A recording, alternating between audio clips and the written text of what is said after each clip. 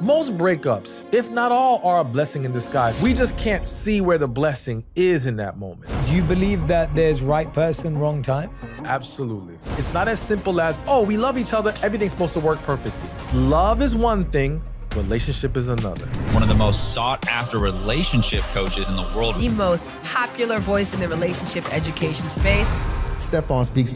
Right now in dating, men have a bad reputation. Is it fair? Completely unfair. When she goes on that date or she's in that relationship and things go wrong, she may leave out parts of what she did to contribute to the problem. I think people are not having success in dating because people are not accepting who they are first. I like that. There are things about us we know, but society makes us feel shamed about it. How do you communicate with someone who doesn't like to communicate? My initial response is gonna be, you don't communicate with them at all, you let them go. But if we're having issues with discussing our relationship problems, things that need to be addressed, That's it, yeah. if we can't discuss it, how can we fix it? We base our perceptions of the opposite sex on what I call the desirables. I always say the way to determine how serious someone is about you is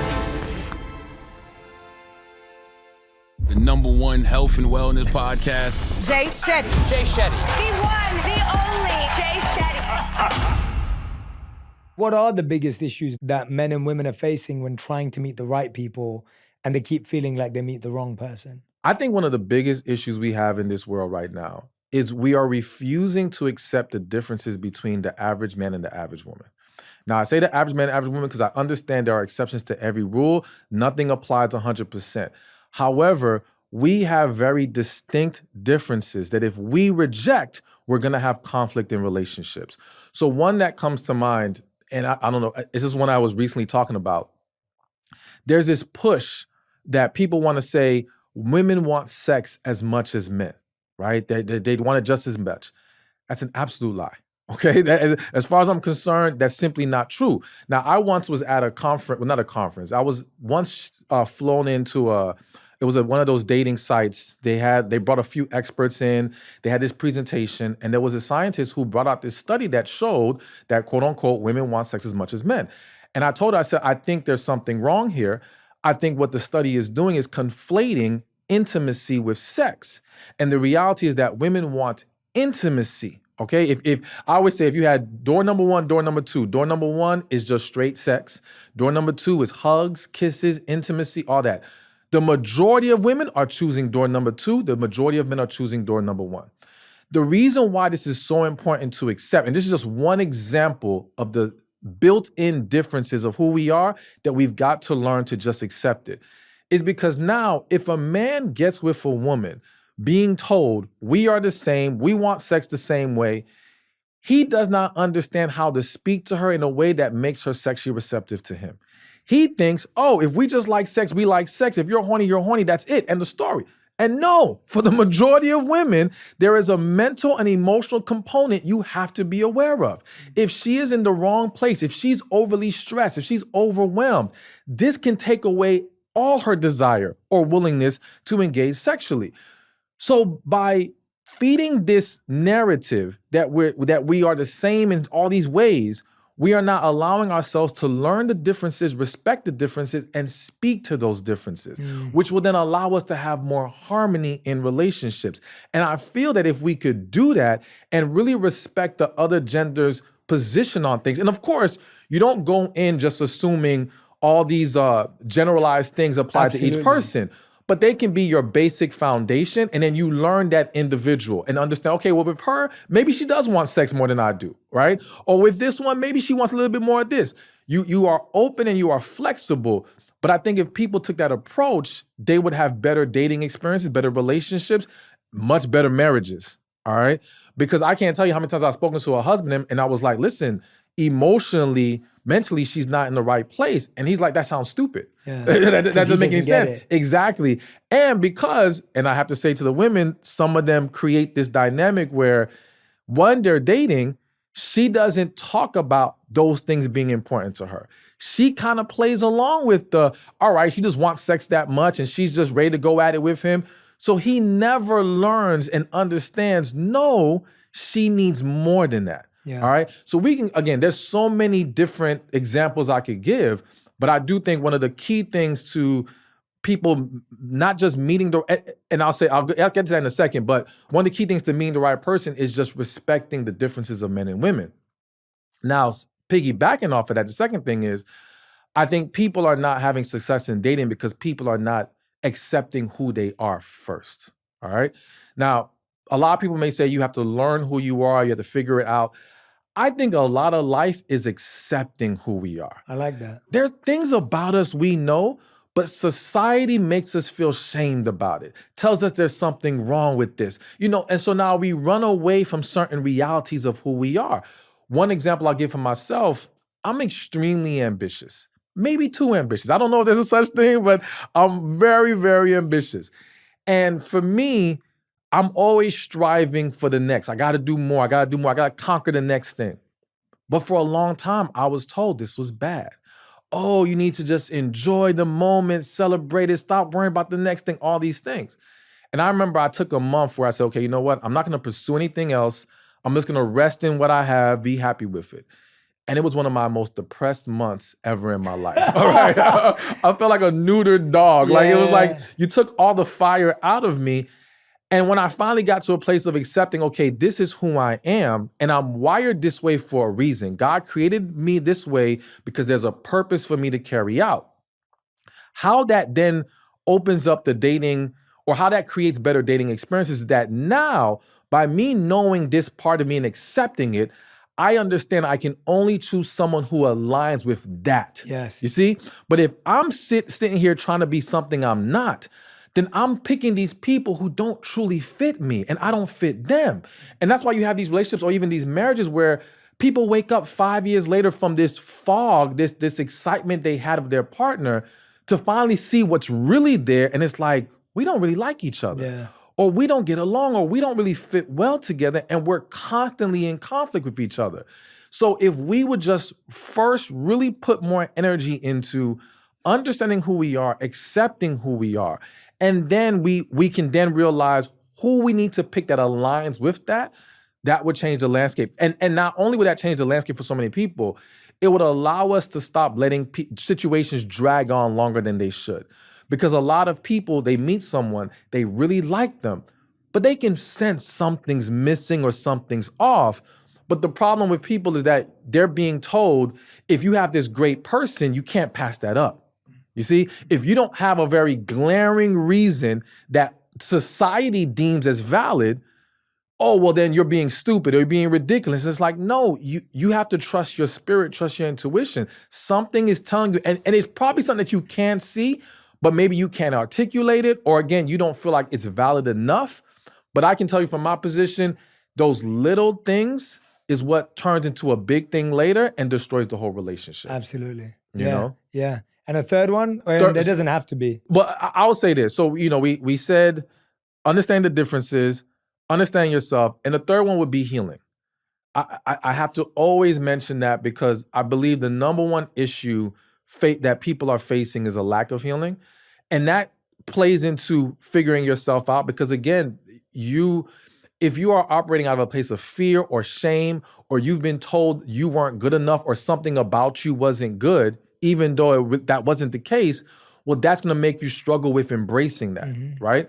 And if you aren't healed and you're carrying all these negative perceptions of relationships, love, because a lot of people with their words say, I want love, but in reality, they're scared of it, all right? They fear being that vulnerable. So they actually subconsciously choose partners who don't make them too vulnerable, but they're good enough to be with, so to speak. Yeah. Which is what I call the safe choice. Some people hear me say the safe choice and they misunderstand what I'm saying. I'm not saying safe as in this person creates a place of safety for you. I'm saying this person doesn't take you to the true level of love, true vulnerability. You're able to have emotional control and manage the situation. But because of that, you're never choosing someone you're really into, and you can never be what they really need either. Yeah. And at some point, it's going to fall all apart. But it all goes back to healing.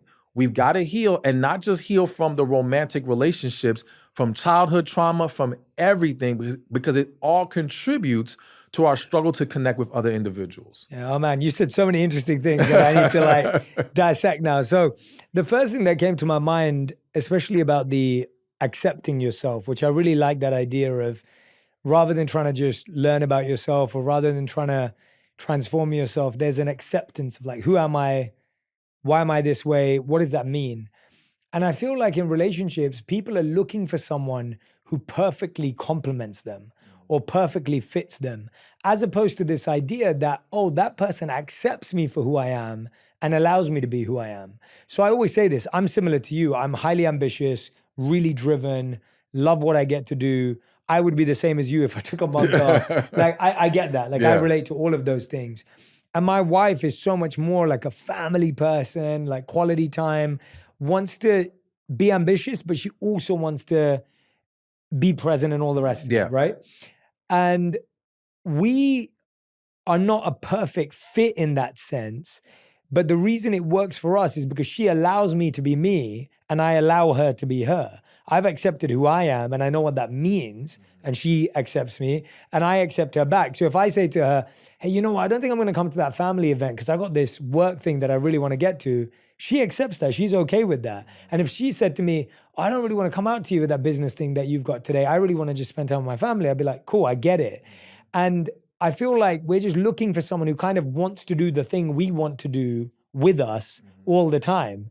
But then you start realizing it becomes about one person. But talking about ambition, I wanted to ask you, do you think that men today are struggling with being attracted to ambitious, driven, successful women? Yes, but so, okay, I guess the reason why I'm hesitating in the way I answer that is when you say men today, because I would argue it's probably always been like that. I just think that there's more ambitious women now. And so there is this disconnect there. And I think that the disconnect, though, isn't simply based off of men not wanting an ambitious woman. I think we got to go a lot deeper than that. Let's do it. And the unfortunate reality is that, and I want women to understand, again, I recognize that there are some women who generally are wired that way, all right? It feeds them. The same way it feeds us, it feeds them to be achieving, to be doing stuff. And I'm a firm believer, I want women to walk in their truth, whatever it is. I will say, though, there's at least a large segment of those women who are ambitious out of necessity or even fear. They've been told never rely on a man. They've been told you have to take care of yourself, right?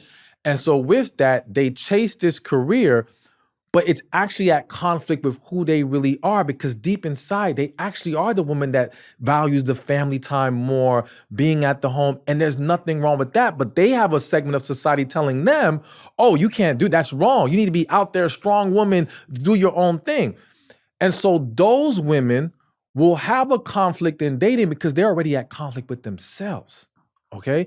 And that has to be corrected. So I always encourage women, like, listen, be real with yourself. There's a lot of women who they do the work that they do, not because they love the work or having to work, but they love the lifestyle it affords them. Okay. Which is why for many of them, whenever we have the conversation about why can't you date a man who's making less, right? Well, part of it is because in the back of her mind, if she has a dream of one day being able to leave work, she wants a man who can keep the lifestyle up, okay? Yeah. And if he's making less, well, then in her mind, how will he be able to keep her lifestyle and maintain him? It's like, no, he's got to be making as much or if not more so that I can keep this life that I've built for myself and I love very much. But again, I think it all starts with understanding, okay, is this really who you are or not? Now, going back to the men, I do think there is a struggle with a lot of men. One of the things that, at least it comes to mind first for me, the issue of low testosterone. And so I'm very passionate about the whole testosterone issue. And I do want men to understand it's deeper than just testosterone, because sometimes we're so fixed. Like, you could have high testosterone, but if your cortisol levels are too high, your body's not even processing the testosterone correctly. Your stress is blocking it. If your vitamin D is too low, if your B12, there's other things that can throw it off. So just don't think of life as, let me just fix my testosterone and that's it. But that can be a huge game changer for a lot of men.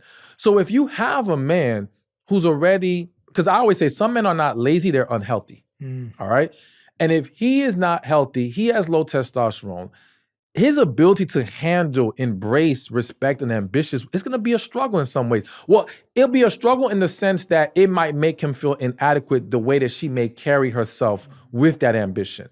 However, I would argue that some of those men, a lot of those men, probably want the ambitious woman simply because for him, I need somebody who can carry the load, okay? Yeah. And if she's gonna come into my life and stabilize me, then great.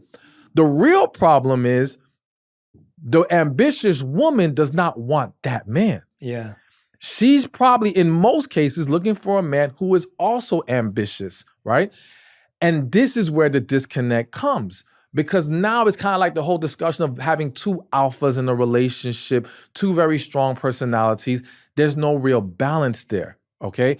And for a lot of women, what they're overlooking is what most men value, or at least most men who are ambitious themselves, who do take care of themselves, they're looking for a complement to that. They're looking for someone who can love them, pour into them, contribute to a peaceful environment. He doesn't care about your money and your ambition as much, right? But the guy who doesn't have for himself, well, he's gonna put more value on those things. And it becomes this mismatch of individuals. So a lot of these women who are ambitious, it's not that they cannot get a man. They're struggling to get the type of men they desire. All right. Yeah. And again, as I said earlier about how we focus on the desirables, not the non-desirables, when she says, I can't meet anyone, she's not literally saying I can't meet any man. She's just saying, I'm not meeting anyone I actually like and want to pay attention to. So in her mind, I'm not meeting anyone. Yeah. You see? Yeah. And so there is a problem with a lot of men. And I do think, again, I would pose the question to a lot of women, are you going to be happy in the long run in that kind of a dynamic? Yes. You That's know, the question. is that really going to serve you, or is that a right now in the moment thing? Because there's a lot of ambitious women who accepted maybe the less ambitious man, right? Because he figured, all right, well, he loves me. It's gonna, he'll be there for me. I can trust this relationship. But then over time, she becomes frustrated with him. He doesn't take initiative. He's not as assertive as she wants him to be. He doesn't exude the same level of masculine energy that she desires from a man. And that will take its toll, and eventually it will probably blow up the whole relationship. Yeah, it's a tough situation to be in because you just don't have any idea where things are going to go, right? You don't know. Like I always say that when my wife met me, I was in debt and had no job. And she was, wonderful enough to like be in love with me in that place in my life. And we didn't know that things were ever going to change, but she was kind of like, as long as we're stable and you find a job and we're good, then things will be great. And I remember that giving me a lot of confidence. Like, even though I was in such a place of I remember I was getting rejected from companies. I wasn't getting any jobs because I just left the monastery. It was really tough getting back into work. But her being there kind of gave me confidence in myself and kind of made me go, oh, wow, well, if a woman like that can, believe enough to be with a man like me, then I've got to work for it now. And I think the key is, are you willing to do that in a way that gives someone confidence, or are you someone who gets so affected by it, well, no matter what gender you are, well, you're now making the other person feel bad for it. Yeah. Right? Whatever gender you are, if you're always like, oh, come on, you're just lazy. Oh, come on, you need to do more. If you feel that way about your partner, chances are that's going to push them away, not motivate them to do better. Absolutely. But I think what has to be considered in using your situation as an example is that she didn't have to create ambition in you. She activated it. Yes. She energized it, okay? But it already existed within Correct. you. Yes. So for her, it was very fortunate that she found a man who actually wanted to make more of himself. The unfortunate reality is that there's a lot of women who will take that approach with a man and believe that, okay, if I love on him and pour into him, this will get him to step up. And it's like, no, he does not have it in him. And there's nothing you can do. When you think about it, anyone who's successful has had experiences where, whether it be friends, family, or random people, where you've tried to help someone, and no matter what you gave, you could give them the whole blueprint. Right? You can fund them. You can do everything, and it still becomes nothing. So true. Because it's just not in them. We cannot make them into something that they're not. So I think it's important that for a woman, if you're going to take that approach, you have to do your due diligence of understanding who he is as a man, his true character? Are you projecting a fantasy and a potential on him that doesn't really exist? All right. What does he see in himself? Like, I would argue, I don't even know what conversations you guys had, but there's a very good chance that if I was there, you were speaking as a man who wanted to accomplish things. Yeah, for sure. So she was just, all right, I'm going to support that. I'm going to get behind you. That's very different from a woman saying to him, like, for example, well, you could do this and you could become this. And it's like, okay, no, he has to want that. Yeah. He has to have that It's vision. a great distinction, You man. see? And I think that's where people, get tripped up and end up in situations where, and to your point, the key is ask yourself as a woman, are you gonna be okay if this man never changes?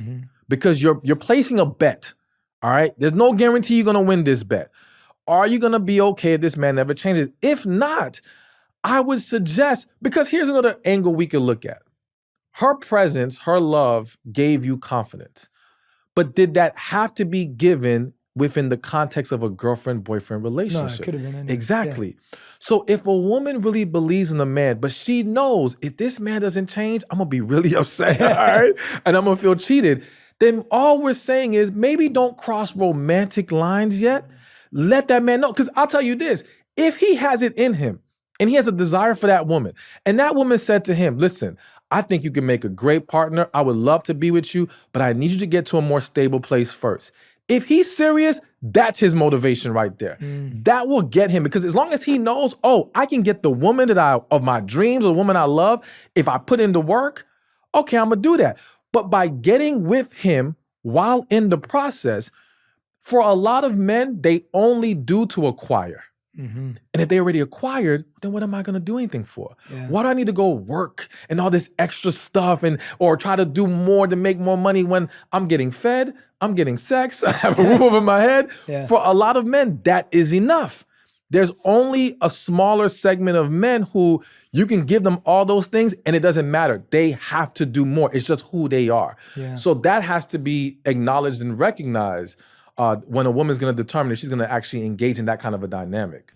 It is more likely when a woman goes to her friends and family to tell them that this relationship fell apart, they're gonna say, hey, you're better than that. He doesn't deserve you. Those type of things to build her up, make her feel good, not really pointing out where she may have gotten things wrong. There is literally advice that tells people ignore someone if you want them more or want them to want you more, okay? Like literally, when you understand what people are being fed, then you start to realize it's not as simple as if they want to, they would. No, talk to them first. Because if I'm being told as a woman, I'm great, nothing's wrong with me, these men are horrible, right?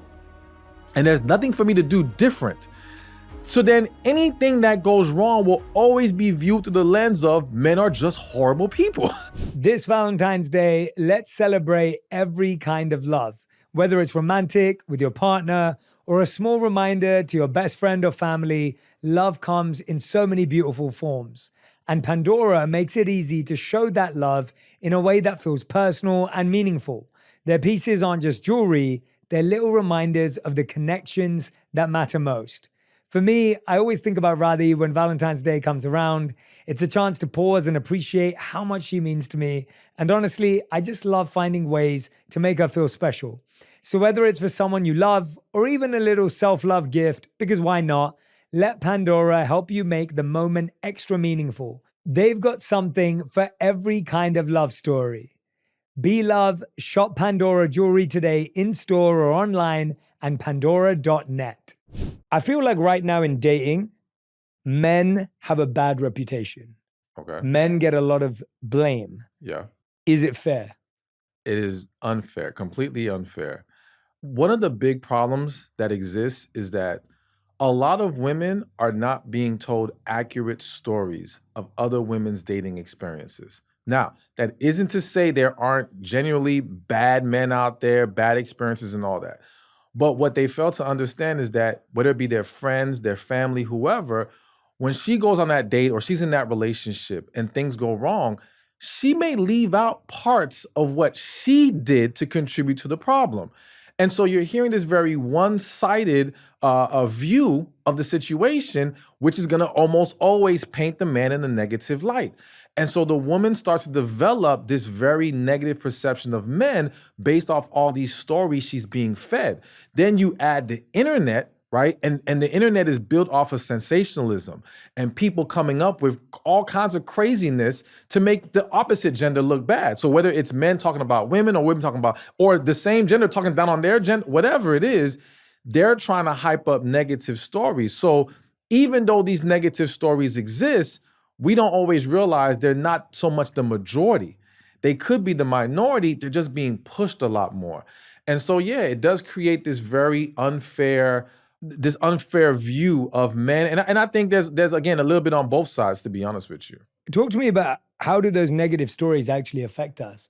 Because I think we don't think about that sometimes in terms of if every time you're talking to someone, it's like, oh yeah, this just happened. Oh yeah, same thing happened to my friend. Oh yeah, same thing happened to that friend. And like you said, we don't have the full data. It's not always happened to us. Yeah. And then it spreads. But what does that psychologically and even emotionally do to our own mind and brain and heart? Well, I think it's just human nature to where we take our negative experiences and we project it onto that demographic of whoever it's attached to. So it's like if someone gets robbed by a certain demographic of people, they may start to develop a fear towards those people. Even though it was one isolated incident, they now become cautious to them. So in dating, when you start to experience or hear all these negative things towards men, let's say, well, you're naturally going to become more defensive, more negative. And then what you don't realize is you create these self-fulfilling prophecies because you go into the dating experience bracing for negativity or projecting it, not realizing you're creating it, okay? And so what also makes it worse, and it hit me when you were asking the question, is that, and again, I don't want women to feel like I'm just saying like women don't take any responsibility or anything like that, because there's plenty of women who do. However, it is more likely when a woman goes to her friends and family to tell them that this relationship fell apart, they're gonna say, hey, you're better than that. He doesn't deserve you. Those type of things to build her up, make her feel good, not really pointing out where she may have gotten things wrong. The man goes to his friends and other people about the relationship that fell apart. Man, you were stupid anyway. You should have done this. Like, they're gonna come down on him regardless. And whether he likes it or not, he's gonna have to accept some level of personal accountability. Well, that also now shapes how they approach the next dating situation. Now, unfortunately, I do think that there are some men who, when they run to the internet and they hear women bad, women bad, women bad, they become blind to their own flaws. But I think you can make the argument that women have an audience of uplifters more than men do.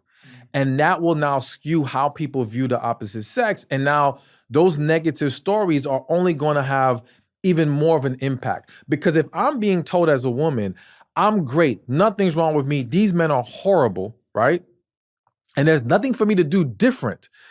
So then anything that goes wrong will always be viewed through the lens of men are just horrible people. Like, you're never gonna think, well, wait a minute, maybe there was something missing from this story, or maybe she could have handled things different. No, you're gonna jump right to they're bad, because that's what you're being told over and over again. And then it's being solidified by some of your own personal experiences, but you may not realize what's contributing to those experiences even coming about. Yeah, that's a really interesting way to look at it, because there was a Facebook group, and I forget what it's called now, but it's basically I think it's called Are We Dating the Same Man? And it's been built because there are so many women who are experiencing men dating them at the same time, even though he's saying he's exclusive with one. So I had this happen to someone that I know recently, and she was seeing this guy for like 6 months, and then they were 3 months, they were seeing each other for 3 months. They were getting a bit closer. It was long distance. He'd come out to see her, and she was about to go and see him. So she messaged him and said, hey, I'm coming out. I just want to make sure that we're taking it in the right direction, because she's buying a flight, she's coming over, she's investing in the relationship. And this guy who messaged her every day just ghosted her. So she went onto this Facebook group, and she wrote about it a few days later when she was like, wait a minute, this guy's not getting back to me. I've lost the flight ticket, not in a great place. And then this other woman messaged back and was like, hey, let's connect offline. So then she shared her story. This guy supposedly is married. He's then been dating this other girl who just found out that he's married, saying he was going to get divorced. And now he was dating the person that I know. Lord have mercy. And so I think when you hear a story like that, it's no surprise that that spreads, because that's a fascinating, juicy story. And it's heartbreaking for the people that are actually invested and involved in it. And I think that empathy, even when I heard that story, I was so heartbroken. But we have to remember that isn't the majority. Exactly. It does exist, and it's really sad. And if it's happened to you, I'm so sorry. Like, I feel like that could be the worst thing to go through. But it isn't the majority. And we have to be careful about how we amplify the minority experience. Exactly. And I think what we're not realizing as a society is that the reality is we base our perceptions of the opposite sex on what I call the desirables, all right? That top 20% of men or women who get the most attention, who have the most opportunities. And it kind of goes back to that belief of how great power can corrupt, all right? So even the good, nice guy, if he now becomes a man who has all kinds of beautiful women coming after him, he has all this access, not all, but there are many who will start to fall into behaviors that they wouldn't have before, who will start to become more of a womanizer, who will start to enjoy all this access that they have, right? And the reality is that when we hear these stories, this is not a story of the average man who just wants a relationship, looking for love, is genuine. Maybe he doesn't get all the attention. Maybe he's not the most desirable guy, but he's a good guy. But that's not where we're gonna put our attention. And it's the same thing with women. When you hear men on the internet say, women just want money, women just want money. Now, granted, women value financial stability in men, most, okay? And I think that most men should strive from some level of stability. However, there are tons of women dating broke men, all right? There are tons of women who that is not their number one priority. It's a desire, but they wanna be loved. They want quality time. They want these other things. But again, if it's not being said by the audience that the men fixate so much on, they don't hear those voices. Yeah. They just focus on the women who, again, and I'm using the word desirables, not because I'm determining what's desirable. I'm just laying out the people who get the most attention, who tend to get more attention for whatever reason, right or wrong. That's what happens in life. And so we got to realize that they do not represent the majority. And we have to ask ourselves sometimes, are we focusing too much on the wrong group of people when we're trying to come to an understanding of the opposite sex? For sure. When people are dating, what are some of the things to look out for when you're thinking about long-term success? Because I think the challenge people are having now is like, someone will lover bomb them for 3 months, everything's moving amazing, it's getting really intense, like, dates are great, hanging out's great, the intimacy is great, and then all of a sudden it's like one person kind of checks out and goes, hey, I don't think this is working for me. We're moving too fast. Hey, we should slow this down. Hey, I think we rushed into it. And then you're like, wait a minute, I thought we were gonna get married, right? I thought this was going somewhere. What are we meant to do? What are people meant to do in those first 3, 6, 12 months, if you had to give markers to kind of slow it down? Because I think we all want to fall in love fast, but it doesn't seem to ever work healthily that way, or it doesn't work often healthily that way. Well, before I get into what we should do with those markers, I think I always say this, love bombing is only when it's a one-sided thing. So basically, two people meet, one person is showering them with all this love and attention and going hard. And for the other person, it's not them saying, oh, I'm in love with them. It's them saying, this feels so good. Yes. I'm enjoying this. Let me keep this going. You see? But if you both, and let's use a different example where you could have two people meet and they both feel this intense connection immediately. They are both feeling strongly about each other. To me, that's not a love bomb. All right. That's just a connection that two people are embracing a lot quicker than maybe some others would. Yeah. All right. Good distinction. Yeah. So now, if those two people moved quote unquote fast by society standards, I don't have a problem with that. As long as they do their due diligence, which is part of what we got to do within those times, marker times. But there's nothing wrong. Like I knew a couple, they came to one of my events, they got married, I think in like 3-4 months. And they said they watched one of my videos and family and friends were like, oh, this is stupid, this is wrong. But they heard me explain it and they're like, this was them. This applied to them. They felt a connection. They were on the same page. And what people have to understand is one couple's 3 months is not the same as the next couple's 3 months. So one couple in their 3 months may have been talking every single day, spending time multiple times a week, asking all these questions, diving deep to each other, meeting each other's families. They've done so much due diligence, they don't need years more to figure this out. The next couple, they talk here and there. They see each other once a week, every other week. They're It's always very on a busy. date. It's very. And so the moments together feel great, but they really haven't spent enough time diving deep into each other. So we have to remember that. But as far as what we should be doing is, we should be trying to learn as much about the person as quickly as possible. I think too many times we have an approach of like going with the flow type of deal. For sure. All right? And we'll just figure it out as we go along. And in reality, there's a part of it that doesn't want to rock the boat. Because again, we're enjoying the companionship. If you're having sex, you're enjoying the sex. There's different benefits here that you don't want to let go of.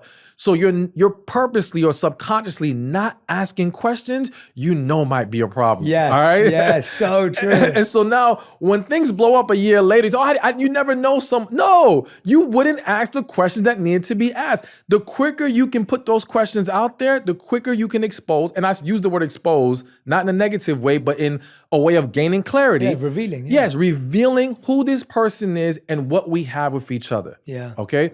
But I also think that it always starts with, we have to be honest about how we feel. Too many people are choosing their partner based off of, do they love me rather than do I love them? Oh, so well said. Okay? And if you don't truly love them, if you're not in love with them, nothing else matters. Because if you think it's gonna be safe for you to pick them because they love you, so when you have that scenario where you said, all right, things are going real fast, let's paint it. Man love bombs the woman, he's going hard. And let's just say he's really infatuated with this woman. So to him, he believes I'm into this woman. To her, she's not into him like that, but man, he's a nice guy, this feels so good. All right, I'm gonna go along with it. 6 months, 8 months pass, whatever, he pulls back. This is not always the case, but in many cases, he pulls back because he finally wakes up and realizes, dang, I'm doing all this for this woman, but she's not really into me. And it may not be him coming to that realization first. It might be a friend or a family member's like, no, do you see how she moves? I notice you do this, but she doesn't do this for you. And then he starts to think like, man, wait a minute. She's not coming at me the way I come at her. But in that moment, let's say he tries to pull away. Well, she's enjoying this attention so much, she doesn't want to lose it, whether she's in love with him or not. And her fear of losing it now tricks her into thinking, I'm in love with this man. So now she fights to keep him. And then now he feels, okay, validated, she's trying, they move forward. But the reality was they were never both truly in love with each other. He was infatuated and she was just enjoying how it felt. Yeah. And they reached a point where she was afraid to lose this. And of course, whether you're a man or a woman who's the one going hard, you don't want to feel like all your time was wasted. You don't want to feel like you were wrong. So if they give you anything to hold on to, you're going to run with it. For sure. And next thing you know, you're married with kids and you're like, well, what happened? What happened was you two were never truly in love with each other. Yeah. So in those 3 months, 6 months, whatever, do your due diligence and really be honest with yourself about how you feel about this person. Because if you don't have it in you, trust and believe whatever they think they're having for you is not true love. It's something else going on. Yeah, and even for the person who does the love bombing, to realize that no one will ever be able to match you. Because you wanting them to match you isn't even fair because it was already above and beyond what a normal person would do. Yeah. And so even when you're sitting there and you're going like, oh, well, they're not doing the same thing back for me or whatever. It's like, yeah, no surprise. It's only 3 months. And like, how are you expecting someone to reciprocate in that way in 3 months? And I think for me, you know what? You hit the nail on the head. Like I've been looking at, and I can't relate to in dating anymore because I'm not dating, but I was looking at a new business opportunity and I was meeting a potential new business partner. And it was the same exact thing. I felt a good connection. So did they. We were really excited to get going. Then I spoke to some good advisors that I have in my life, and they're like, have you asked these questions? And I was like, nah, but it just feels good. I haven't asked these questions. They're like, well, you should ask those questions. And the whole reason I didn't want to ask those questions is because I thought it would ruin the connection. But it was so funny. I sat down last week, asked the questions, and actually the questions made me feel more confident. But there were more questions I realized I hadn't asked. Yeah. So now I followed up with those questions. And that's what I've realized. If you are scared of asking questions because you're scared that they will weaken the relationship, it's actually the other way around. If you ask the right questions and it's the right relationship, it will strengthen the relationship. Exactly. You'll actually come closer. Yes. And so asking the right questions isn't about ruining a good thing. It's about making sure it's an actually good thing. Exactly. And I've been feeling in business all this in the last couple of weeks. It's been my life. So you've really opened my eyes to that right now, that just how much we're so in our head about trying to save something that doesn't even exist yet. Exactly. Yeah. And like you said, if it's gonna scare them away, then you saved yourself the time, because it was gonna 100%. be a bad situation. Yeah. So never fear it. We have to get out of our own perception of what we think we want or what's good or what's bad. It's like, no, just if it's not there, it's not there. And that means something better will come along. Yeah. Is the cliche, if he wanted to, he would, true? It is absolutely false. I hate that saying. It is one of the many I hate. And here's the reason why I hate it. It can be true. So, okay, if we look at human beings as when we're younger and we haven't experienced any trauma, disappointment, all these things, then I think something like that can be true. So think about like two kids in high school, right? And the boy's never experienced love. He falls for some woman. There's nothing that will pretty much stop him in many cases from going after that woman, pursuing all these things. But the reality is that as human beings, we go through life experiences that make us cautious, that make us fearful, that cause us to doubt, right? And so now it can create a level of hesitation, unwillingness to cross certain lines. So yes, a man could love a woman. He could be willing, but you have to find out what may be the blockage. So to me, it's fine. I will apply that saying if a woman has let it be known to that man what she needs from him. Okay?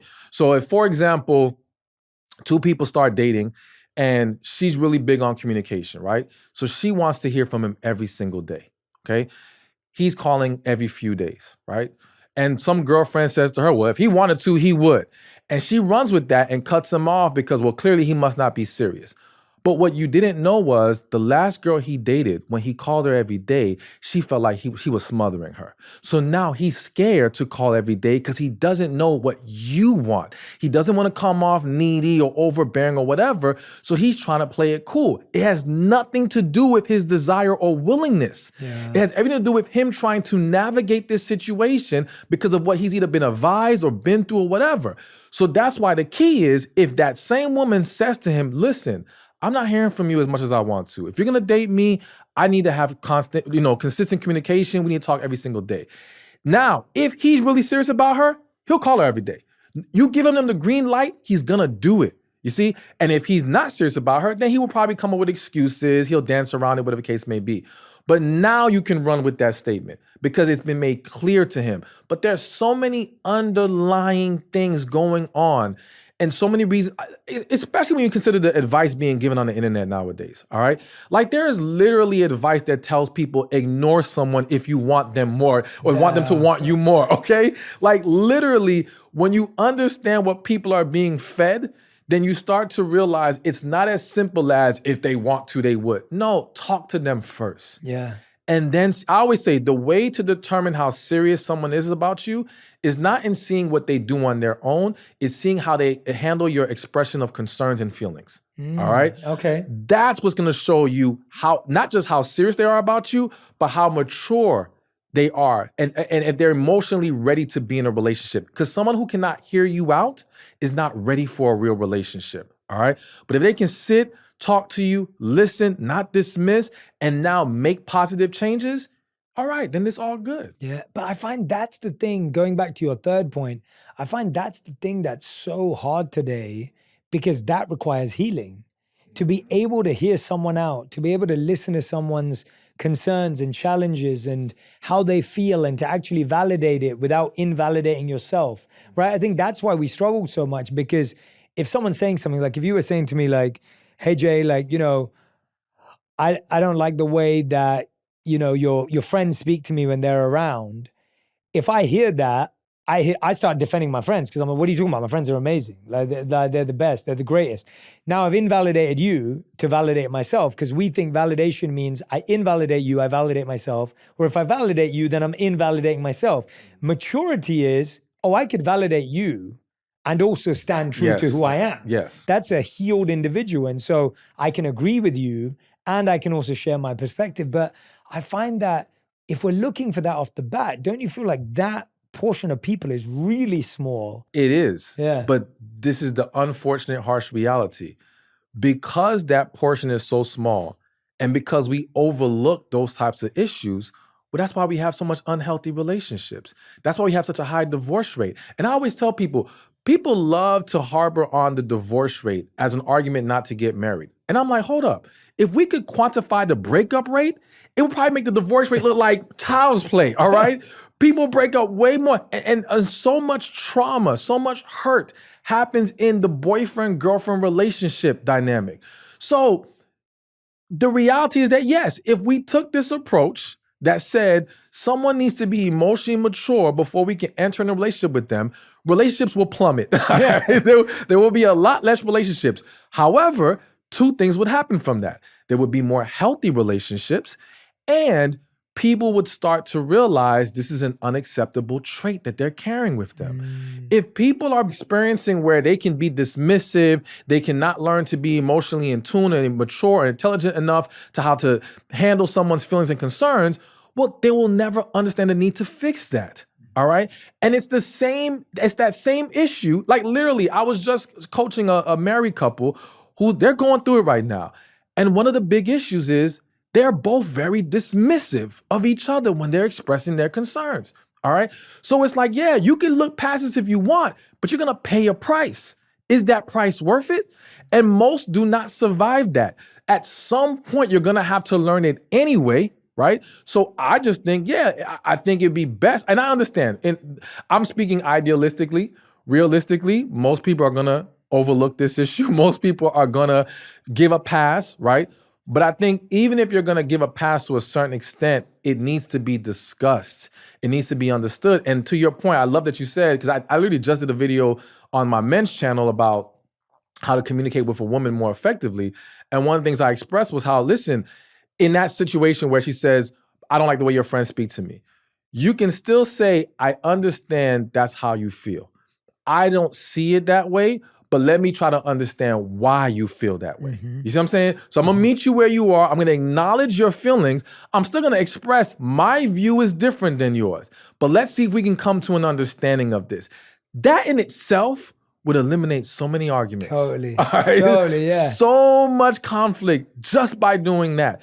So I do think that men and women, everyone needs to understand we need to strive for that at the very least. Most breakups, if not all, are a blessing in disguise. We just can't see where the blessing is in that moment. The blessing could simply be that the relationship just needed certain things addressed, and you guys will be able to come back together and make it better than ever. Some of you needed to be cheated on, because if you weren't, you would have never left that relationship.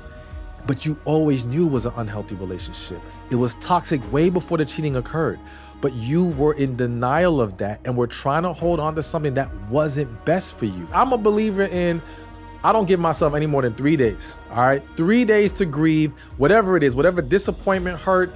After 3 days, get back on my feet, get to work, and go through my healing process. I think this is an important question, because I think a lot of people have a type, going back to your desirables, that they're looking for. Is that helping or hurting them when they're dating? So there's nothing wrong with a type to a certain extent, as long as you're not so married to that type to where there's no flexibility outside of that, all right? But I do think that at the end of the day, and this may sound bad to some people, but this is just the reality of it. The more desirable you are, the more it becomes even necessary for you to have a type. So the analogy I like to give is, let's just say someone's applying at a job at Walmart, and that's no shade to Walmart or anyone who works at a Walmart, right? But the reality is that to be a cashier at Walmart comes with less requirements, right? And not many people are all lining up to go work at Walmart. So Walmart might get 5 applicants, right? They can sit down with each applicant. They can be more flexible and see who fits the job. If Google is hiring for a 6-figure or 7-figure position, they're gonna have thousands of applicants, right? There's gonna be a greater level of requirement. There has to be at this position. And now they can't sit down with every person. They're gonna have to weed them out. And once upon a time, how do they do that? They would eliminate you by the color of your resume, the font on your resume. Forget your qualifications, okay? Just the mere presentation, because they had to. They had to weed it down to a certain segment, and then from there, choose who's gonna be best. So in dating and relationships, there's nothing wrong with honing in on your audience that you want to pull from. However, I know that connection can transcend our type, okay? And I believe the key is always being open to connection in whatever package it comes. Now, I want people to understand when I say whatever package, it doesn't mean you won't be attracted to them, all right? It doesn't mean you're gonna be disgusted by them in any kind of way. It just means that plenty of people, if not everyone, even when having a type, have found someone outside that box that they found attractive, all right? That they may even feel drawn to. You have to be open and flexible in that way, all right? And I think for me, it's less about having such a strict type, but more so fundamental principles. Like, I think attraction is important, all right? Agreed. Communication is important. There's a level of, if you're into energy or you can pick up on people's energy, that's gonna be important. And to me, those are foundational things. It's less about, well, they gotta be this tall or they have to have this type of job, but there are some core traits that there's nothing wrong with that. So I do think for those that the type is working against, it's because they might be too strict, there's no flexibility, and they're also not understanding, are you the type that the type wants? Okay? So you can want your type all you want, that's fine, right? Nothing wrong with that. But are you really tapping into the type of partner they would want? And it's not even, are you willing, and both, can you sustain that? All right? Because there's a lot of people trying to present a certain kind of way to get this type of individual, and they may get them, but they can't keep it up. I'm gonna give one example. And again, it's never shade to any gender when I use them as an example, but let's say there's a man who wants this ridiculously beautiful woman, right? Yeah. Who is accustomed to the high life, all right? And having all kinds of men shower her with gifts and money. And he knows, one, he don't have money like that, and two, he does not have the desire to keep up that lifestyle. But he's so infatuated with this woman, he goes and he pulls out all the stops, fancy dinners, gifts, all these things. And he gets her. But then after a few months, the real him comes out. And now he doesn't want to go to the nice restaurant. He doesn't want to take the nice trip. He thinks that bag is way too expensive now, okay? And now she's pissed off because it's like, wait a minute, you sold me on this. And to him, it's, oh, well, you're ungrateful, or no, you tricked her. Yeah. You tricked her, and you tricked yourself because you were so fixated on this type and this person, but you never questioned, can you really be that? Are you really that? And can you keep that going for the rest of your life? Yeah. And if you can't, all right, go to a different type of, person, whatever, that fits who you are. And it goes back to really understanding who you are, accepting it, and embracing the type of people who fit that individual. For sure. And that's such a great example because it's a simple one, but it actually applies to all the deeper things too. Anything you're infatuated by in another person and you pretend to be that, whether it's you're interested in a specific sport, you're interested in hanging around those places, you're interested in their business, like you said, you're tricking yourself. And so many people are doing that. And a lot of these are tricks, and you even called out some of them. I think there's so much bad advice right now. There's so many of these kind of myths that are just floating about. And one of the big ones is, I want to get your take on this. Should the person you're dating or seeing feel jealous when you get attention? Is that a sign of love? My instinct is say no, 100% no. Yeah, I'm with you. I think, to be honest with you, there's a level of insecurity there, all right? Now, don't get me wrong. I do think when we love someone, there may be at least some part of us, right, that's gonna have an eye open to all this attention you're getting. For sure. I think that's natural. For sure. But to be bothered by it usually speaks to you not having a sureness in yourself, All right. So and in the relationship. and in the relationship, that's such a key. So I'm gonna give a quick story because I think this lines up perfectly. I once had a man, he came to me, he was having a problem in his marriage, and his issue was his wife had this male best friend who she was showing all this attention to. Okay. And he was like, they would be arguing about this friend, and she just doesn't want to let go of this friend and all these things. And I said, well, listen, trying to argue against her friend when she's saying it's platonic, there's nothing there, you have nothing to worry about, is a very difficult battle. Let me ask you, what's the quality of the relationship? And he's like, oh, well, it's not that great. We got some issues. I said, okay, before we worry about this friend, let's focus on solidifying the relationship, all right? Let's make that strong, let's make that good, and then see what happens. He hit me up, I wanna say like 3-4 months later, he said, man, your advice worked perfectly. Oh, I love that. By him shifting his focus to the relationship quality and fixing everything in there, the issue with the friend completely disappeared. She naturally was not showing the friend any more attention like she was anymore. Just everything fell into place. So going back to your point about jealousy, yes, I feel people aren't being honest with themselves that they do not feel secure in their relationship for various reasons. And this attention that your partner is getting is a threat to you. It is a threat that, well, what if they like it so much they take someone up on their offer, all right? But if you really felt good about yourself in this relationship, you're just not gonna worry about it. And I think also it goes to a level of, I'm gonna use the word evolving in life and understanding that you cannot control everything. So to me, I just feel like, and I have a feeling you're probably the same exact way.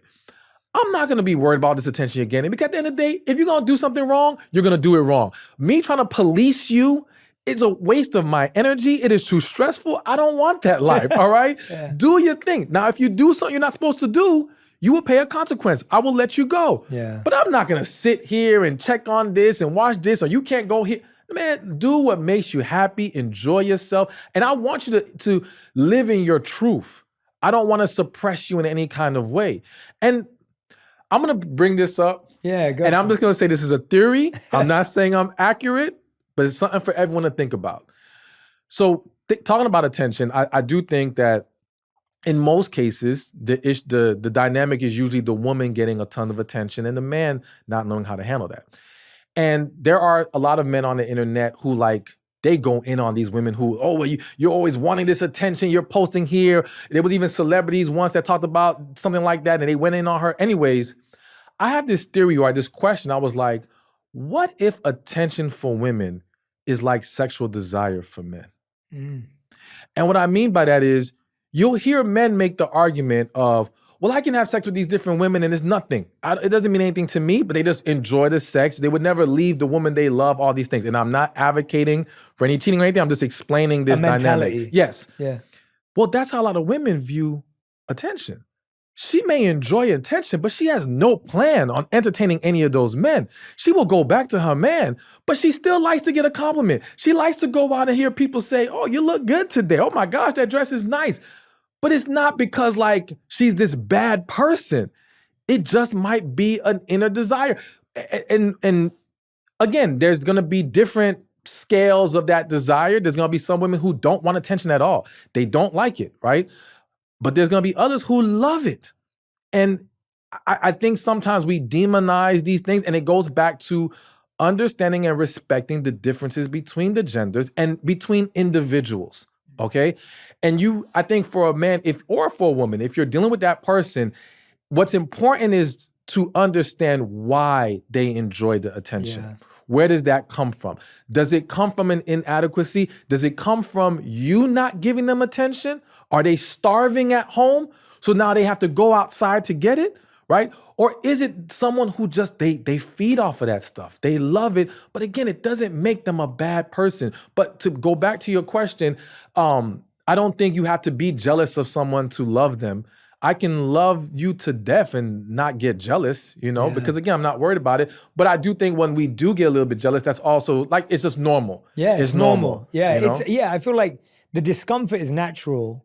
When it gets to jealousy and you're kind of ruining the relationship you have and now checking up and policing, as you said, that starts to become unhealthy. And then ultimately, if it's leading to an internal insecurity between you and yourself, I mean, it can spiral out of control. And I think sometimes we almost want the other person to feel jealous. That's what I was trying to get at. It's like this feeling of like, oh, well, they don't get jealous when I get attention. It's like, well, it goes back to what you were saying. We're just trying to play games. Yeah. Like if it's coming from that place, of course. Am I uncomfortable when it happens? Of course I am. If you love someone, you like someone, of course.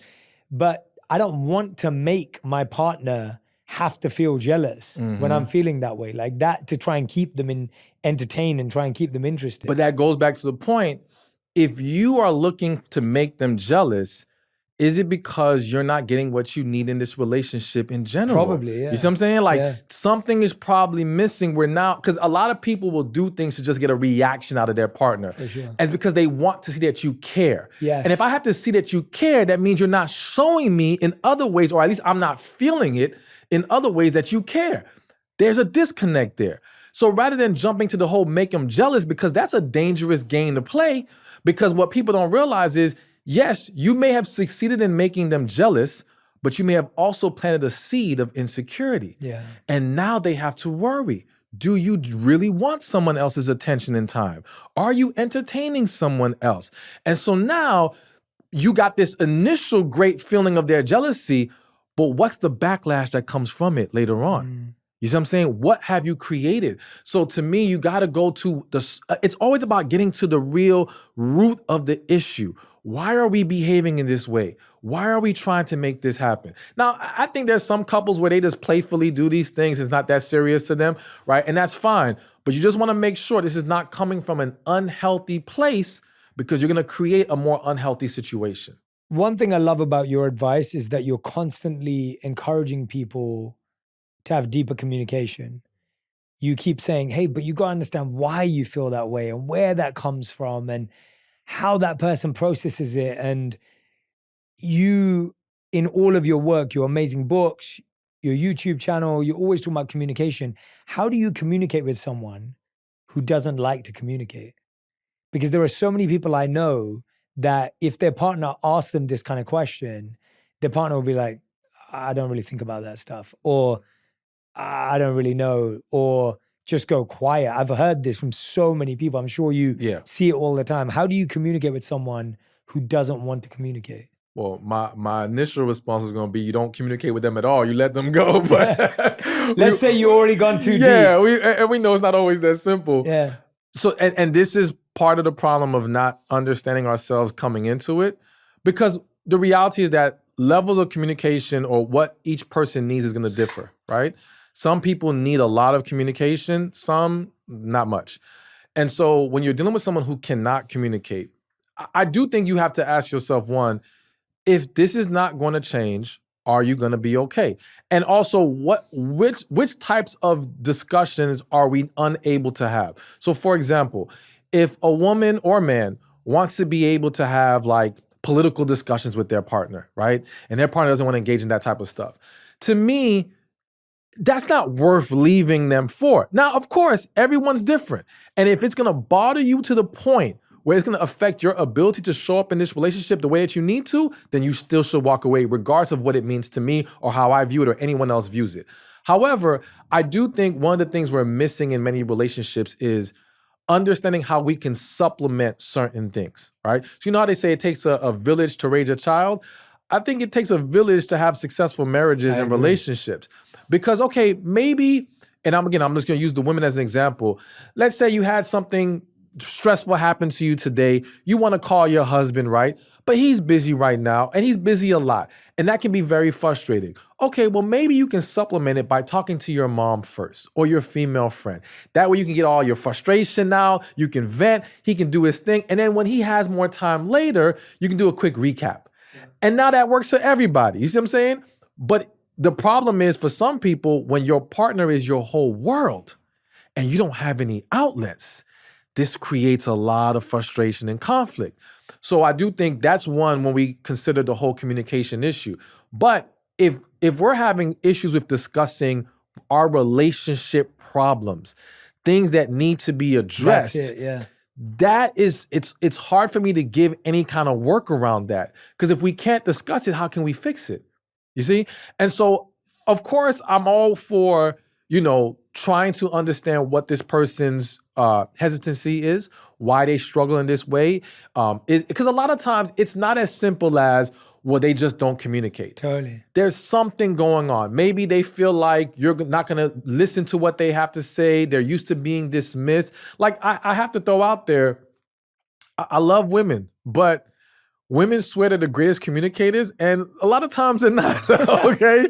And they don't realize how in that moment, because women are so in tune with how they feel, and they're so immersed in it, that it's easy for them to become blind to how it's impacting someone else or how someone else is feeling in that same exact moment. See, when she's calm and cool, she probably can pick up on things easy, right? But when she's passionate, when she's feeling strongly about something, whatever, or she's frustrated, that blocks a lot. And so a lot of women don't realize in their discussions with their partners how negative they were, how dismissive they were, all these things. And the dude shuts down. Yeah.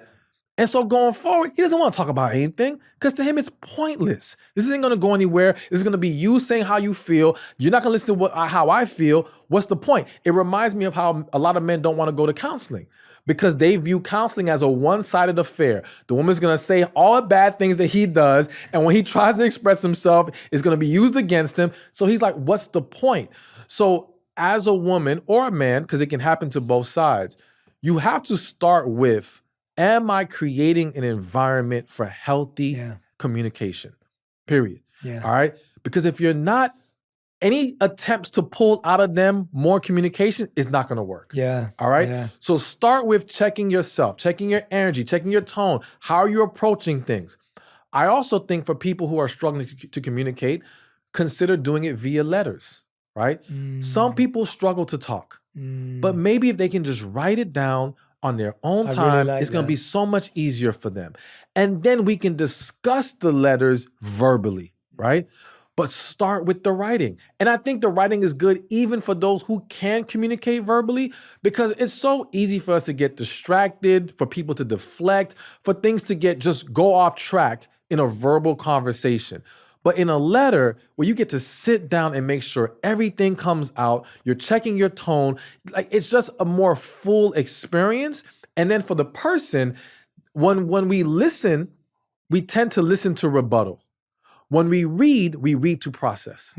Okay? So it's a very different approach that we take mentally. Yeah. So now it's easier for your partner to understand and take in what you got to say when they can read it. And they can read it over and over, and they can fixate on one part. Okay, this might be what you mean. And now we can discuss it and dive deeper. I think that would unlock a lot of people's communication issues right there. That's a great answer. And also, when you're forced to write, you don't say that much stuff that you don't mean. Yeah. Right? When you have to write something down consciously, chances are you're going to word it. Exactly. You're not in the heat of the moment. Yeah, because you're trying to explain it and you don't just write it down in the same way. And as I was hearing you speak, I was just thinking, there's something I really want women to know, that you might be the first person in that man's life that's actually asked him what's going on. That's true. And so you may have to invite him to that conversation more than one time. You may have to make space for his emotions and feelings more than one time. And if every time you ask him, it's more of a demand and a stress and a force and a push, then actually it's just going to make him quieter and quieter and quieter. But if every time it's an understanding and it's space and it's open, then there may be a chance. Because I feel like, for most men, they were never asked about their emotions or feelings. There wasn't a space that they naturally just opened up. And hey, if someone's not opened up for 25, 30, 35 years, it's going to be hard for them to just come out with it because you asked a great question. Exactly. And so it's not that you're wrong or it reflects badly on your relationship. I just think a lot of men just haven't been given the opportunity to be that. Absolutely. Yeah. And the reality is, for some men, certain things we just are not emotionally invested in or attached to in the way that she might be. And so to her, it's like, well, you should feel something about this. And like, no, I really don't. Yeah. Like I don't see this any kind of way. I just want to go on with my day. And he may genuinely mean that. Yeah. And so again, it goes back to respecting the differences between the genders. We do not process the same. We do not feel the same a lot of times, right? So that's going to lead to different levels of expression. because there's not as much to express in certain situations. And it's just like, okay, again, you got to make sure you can be okay with that. It's not even a right or wrong thing in many cases. It's just okay, does that work for you or no? And if it doesn't, it's going to cause a problem. All right, then maybe we are in the wrong relationship. Yeah. But if otherwise, all right, then we can still work past this. Yeah, for sure. I'm really glad we went there because I think that's blocking so many people in that space. I feel like one of the big things that we talked about last time, and I wanted to talk about it a bit differently this time, is breakups. Because I feel like there's still this feeling that people have, and they can't not, where if someone breaks up with you, it breaks your world, you take it completely personally, and it makes you lose faith in love. So someone not only broke up with you, they broke your faith in love, and now you don't believe love exists. What are the natural feelings and emotions we all have to go through in a breakup that you can't avoid? Well, one thing I want to point out before I get to that is this. I think we have to start with understanding love is not relationship. We're conflating those two things, and it's creating all kinds of issues and confusion, all right? Like, you'll hear people say, well, everyone deserves to be loved. Okay, they can be loved by their mother, by their friends, by society, whoever. That doesn't mean you qualify for a relationship. And someone can love you, or you can love someone. But if certain things aren't in place to have a successful relationship, it still won't work. So we have to understand that a breakup doesn't automatically mean someone doesn't love you, nor does someone want to be in a relationship with you mean that they love you. Because a man or woman who wants to use you could want to be in a relationship with you, could want to marry you. It has nothing to do with love. It's two separate things, all right? Now, with that understood, what we have to understand when we're going through a breakup is, one, all is not lost. Like, we got to start there. Because it's so easy to feel like our whole world is now crumbling before our eyes. We're devastated. How are we going to get past this? And it's like, listen, all is not lost. There's been billions of people who have gone through a breakup and who have survived, but who all felt like in that moment, they don't know how they're going to continue, okay? We have to remember, this is just a moment. Life is about moments. All right. If you let the moment get the best of you, it can throw everything off. But when you can conquer that moment, you're on the right track and you can keep moving forward in a good direction. So keep that in perspective. But of course, that's hard to do when you're still going through the breakup. I also think, going back to the point that I made, is stop questioning if they love you. Okay? Because that, I think, is what weighs on some people the most. It's like, I gave them all this time and energy, all these years, and they didn't even love me. It's like, no. They could have still loved you, but there's another issue that exists here. And this goes back to, unfortunately, I understand, because I'm a coach and I've spoken to thousands of people and I've seen millions of situations, how much different issues play into why people do what they do, okay? But everyone is so used to the very surface level perspective of, well, okay, if for example, if this person breaks up and they jump into a new relationship where clearly they never loved you. That's not true. Some people do that because they loved you so much and they can't deal with the pain, and they figure, I need someone to distract me from this. So they don't love the new person. Okay. Now, granted, could it be the other way around, that they never loved you? That is possible. But it isn't always what you think it is. All right. So trying to dwell on and question if they love me, it's not healthy, because one, we cannot prove or disprove it. Okay. They can claim it. We just have to accept whatever is being presented to us. Because at the end of the day, what evidence can you bring forth that says guaranteed this was love or not love? But two, you can't rely on what you're seeing and experiencing to answer that question. And the question is less about, do they love you? And the better question to ask yourself is, are we best for each other right now? Because even if there's love, if we're not best for each other right now, this is probably a blessing in disguise. All right. And most breakups, if not all, are a blessing in disguise. We just can't see where the blessing is in that moment. The blessing could simply be, for some people, not all, that the relationship just needed certain things addressed, and you guys will be able to come back together and make it better than ever. The blessing might be, this was never the person for you. And had they not broken up with you, you would have never walked away from them. Like I've said to people, And this may sound bad, but this is just real. I've said at my shows before, some of you needed to be cheated on. Because if you weren't, you would have never left that relationship. But you always knew it was an unhealthy relationship. It was toxic way before the cheating occurred. But you were in denial of that and were trying to hold on to something that wasn't best for you. And you needed something strong enough to break you free from that situation. So it's a blessing as much as it hurt in that moment. The other thing we have to, you mentioned it, and I think it's very important for people to understand is stop internalizing the whole thing, all right? Because again, even in situations where people break up with us and they hurt us, and let's say we can't point to anything wrong, right, that was done. We don't know what they're battling. Like it's the whole hurt people, okay? It's not really about us. There's something within them. So I recently had a situation where a woman is devastated because a man broke up with her because his family would not accept her. They did something that they weren't supposed to do early on in the process that goes against the family's beliefs. And even though this man loves her, he wanted to marry her, but the family was like, they'll disown him if he goes forward with it.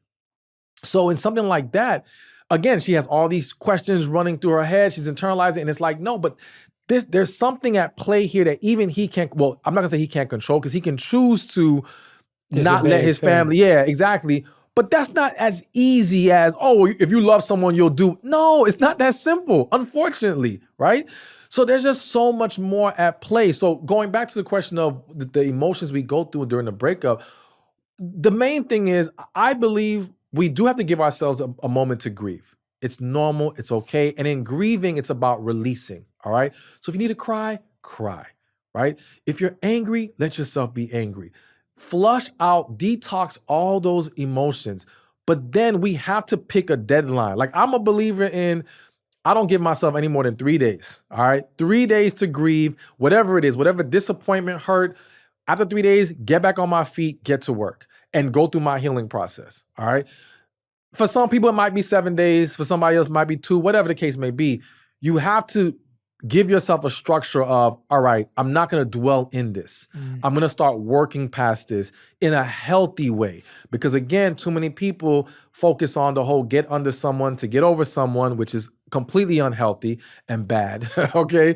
And all these other methods of trying to move forward that are only keeping them stuck emotionally, but they're moving forward on the surface. All right. So there's a lot of people who've moved on to other relationships, even marriages, but never overcame it emotionally. And they do not realize how that is still playing a part, not only in who you choose to be with, but in how you show up in that relationship. For sure, man. For sure. Yeah. It's such a, when I'm listening to you speak, I'm just thinking like there are so many people carrying someone else's baggage into a new relationship and not allowing the new person to be the person they are. Yeah. And you realize it's your old baggage that's blocking this one. Yeah. And their old baggage that's blocking this one. And then you may lose that one. In that, do you believe that there's right person, wrong time? Absolutely. I'm 100% believer in that. I know a lot of people argue against it, but I have so many stories of people who, let's say, met in college, right? And something went wrong. And then 10, 15 years later, reunite. And maybe even in between that time, married someone else or other relationships or whatever. And now they're back together and it's the best relationship ever. Again, it goes back to people understanding love is one thing, relationship is another. So you could experience connection. You could experience real love. But if that person still has things they need to heal from, it is very likely going to derail the situation, all right? If they are not ready, maybe they haven't gotten themselves together in certain ways that they can feel more secure about themselves. That's going to derail the situation. People need to evolve. It's not as simple as, oh, we love each other, everything's supposed to work perfectly. That's not life. That's not real life. I would love for it to be that way. It's just not. And so a lot of people don't accept the fact that, and I'm a very spiritual person, so I believe in praying about everything. And I believe one of the mistakes people make is that for those who are believers, they don't pray and talk to God about if they should move forward or if they should be with this person. And they don't realize that sometimes we could be presented with something so that we can see that it's there, but doesn't mean it's time for us to have it yet. It's almost like sometimes you could be presented with an opportunity business-wise, and you may feel like, yeah, I'm ready for it. Let's do it. Boom, boom, boom. But you're not really prepared. Now, if you went from a spiritual place and understood and let God, your spirit, guide you, it would tell you, no, slow down. Don't do it just yet. But think about it like the person who they win the lottery. They win millions of dollars. They've been hoping for this all their life. And they blow through that million in a few months, or their whole life is ruined. Why? It was not time for them to have that kind of money. They did not learn the lessons they need to learn. They were not prepared for that level of financial freedom or whatever, access. And the same thing happens in relationships. People aren't ready for that level of vulnerability. They're not ready for that level of responsibility. You know, perfect example is like if a woman finds her first love in high school, or man or woman, but I'll say this happens a lot to women where she's head over heels over this guy. But this is a young man who has not developed at all emotionally. Chances are he's gonna mess up and this situation is gonna fall apart. And those who have survived, not all, but many who have survived finding love that young, they either one, just dealt with all the bumps and stayed together, or they had that village around them to help them get through these situations, to teach them. He had guidance, she had guidance that allowed them to have love and make it work at such a young age. So when you hear about back in the days, people marrying younger, yeah, they had community. Yeah. That made a huge difference. But now you have people essentially on an island being young, trying to make a relationship work. And it's like, yo, like we're asking too much. Some people get lucky, but the majority won't survive that. And I'm using a high school example, but that can happen. That can happen as grown adults. Yeah. People could be 30, 40 years, 50 years old, older. And certain things have stunted their emotional growth. And they're still not truly ready for that level of commitment. Yeah. So yeah, but again, that doesn't mean they're the wrong person, okay? Because the person is about the character. It's about the traits that fit together, right? That can be in harmony with each other. But they still have to develop certain aspects that will allow a relationship to thrive, which is why some people, I feel the need to say it's kind of hitting my spirit, you'll have these situations where they can be great friends, but they can't be in a relationship, right? And for some of those people, it's a matter of when they tried to be in a relationship, they were not emotionally ready for that. Yeah. And there was conflict in how we handled that. But who they are as people, it's like this, right? So that's why the friendship continues. And now, I don't want to ruffle any feathers, but I'm going to say it, for at least some of these people, that's their true love. For sure. But because everything went wrong the first go round, they're too afraid to leave the friendship box. So now it's like, nah, let's just be friends. That's where we operate best, right? But in reality, no, you guys just need to evolve emotionally and heal, and you will actually be able to come back together. For some people, not all, 'cause I don't want every friend person right now thinking that's their now situation. Because only 50% has always wanted that too. So yeah. You know, but it happens a lot. I love that. Stephan, I've got one last question for you, and it applies to both. So it'll be two answers. Okay. If there's a man and a woman listening right now, and both of them are feeling insecure about dating, unconfident about relationships, they've had a bit of rough luck, they're trying to do the work on themselves, be aware, accept who they are, they're doing the healing, but they're in a tough place, what would you say to them? Just keep pushing forward. Like, don't get discouraged. You know, everything is a process. It's like even trying to become successful. The majority, if not every successful person that I know has a story of having to go through the grind and having moments where we want to quit. We want to give up. We're like, this is not working anymore. I can't keep doing this.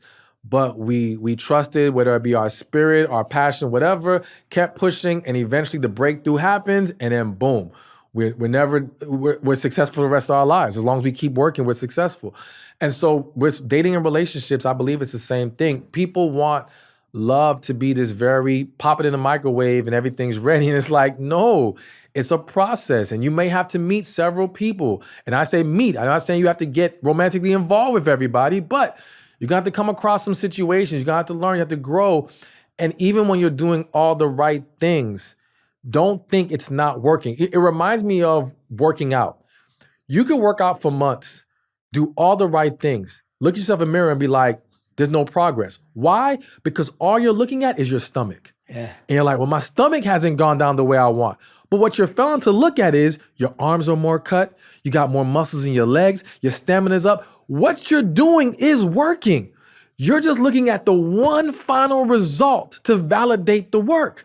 So understand that in this process, you are growing. It is working. Things are developing. But yes, the relationship result may take a little bit longer. And it's kind of going back to that fitness example. What they tell you is when you're losing fat, sometimes it'll lose everywhere, and then the stomach will be the last place. And then when it finally hits the stomach, it comes off like crazy. So it's the same thing. You might be seeing all these other things improve first, and you're not seeing the relationship. But then when it finally hits, it's great. It's amazing. So just keep pushing forward, keep doing what you need to do. Continue to be open to whatever you need to improve upon. Never get in a mindset of, well, I'm great and the world is just ridiculous. It's like, no. What can I continue to do better? What can I tweak? What adjustments can I make? Because sometimes it is a matter of a small adjustment that will make a huge difference. And I think as long as you keep an open mind and you don't view not having the result right now as a defeat, right? You understand this is a process, you will get to your destination at some point. Well said. Stephan speaks. Thank you always, Stephan. I My appreciate pleasure, these man. conversations with you. You always have like this ability to just pull things apart, to really look at them for what they are. I really appreciate you, man. The way thank you you, think man. about things is so refreshing and all-encompassing. And I hope everyone who's been listening or watching, I hope you have better fortune from a deeper place because of the advice that Stephan shared today. And please make sure you subscribe to Stephan's YouTube channel. Check out his books if you're someone who loves reading and listening, audiobooks too. Yeah, absolutely. And Stephan, is there anywhere else you'd like people to find you right now or anything you got going on? that you wanna Just share? go to my site, Stephan Speaks Shop, or on my YouTube, check me out. Hopefully I can connect with more and more people and just help as many people as possible. Yeah. Find love and find just a better overall life. Yeah. It's not just about relationship, or at least it starts relationship with self. Yeah. And getting that right and everything else falling in place. Well, for me, self and God. Absolutely. Well, excited to have you back. Thank you you, always man. have an open invite. Pleasure. Thank you, my friend. Thank you. Thank you. If you love this episode, you're going to love my conversation with Matthew Hussey on how to get over your ex and find true love in your relationships. People should be compassionate to themselves, but extend that compassion to your future self. Because truly extending your compassion to your future self is doing something that gives him or her a shot at a happy and a peaceful life.